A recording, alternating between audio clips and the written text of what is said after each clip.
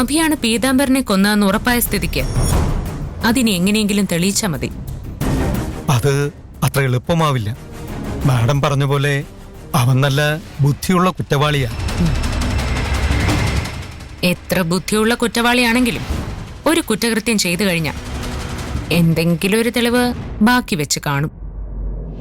അത് നമ്മൾ കണ്ടുപിടിച്ചാൽ മാത്രം മതി. സംഭവം നടന്നിട്ട് 5 വർഷമായി. ഇനി എന്ത് തെളിവുകൾ ശേഖരിക്കാനാ? നീ ഇങ്ങനെ നെഗറ്റീവായിട്ട് ചിന്തിക്കില്ലേ? ഇത്രയും കാലം കുറ്റം ചെയ്തത് ആരാണെന്ന് പോലും നമുക്കറിയില്ലായിരുന്നല്ലോ. ഇപ്പൊ അഭിയാണ് കൊലയാളിയെന്ന് നമുക്ക് മനസ്സിലായില്ലേ? അതുപോലെ നന്നായിട്ട് അന്വേഷിച്ചാ നമുക്ക് അഭിക്കെതിരെ വേണ്ട തെളിവുകൾ കിട്ടും. അഭിയെ ചോദ്യം ചെയ്താൽ എന്തെങ്കിലും ഗുണമുണ്ടാവോ? അതിനുള്ള അനുവാദം ഞാൻ തരാം. അതുകൊണ്ട് എന്താ കാര്യം? അവൻ പഠിച്ച കള്ളനാ.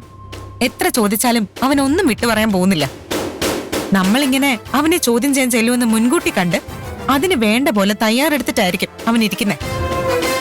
അഭിക്കേ, നമ്മൾ ചെയ്യാൻ പോകുന്നത് എന്താന്ന് മുൻകൂട്ടി കണക്കൂട്ടാൻ കഴിയുന്നതുകൊണ്ടാ അവൻ രക്ഷപ്പെടുന്നത്.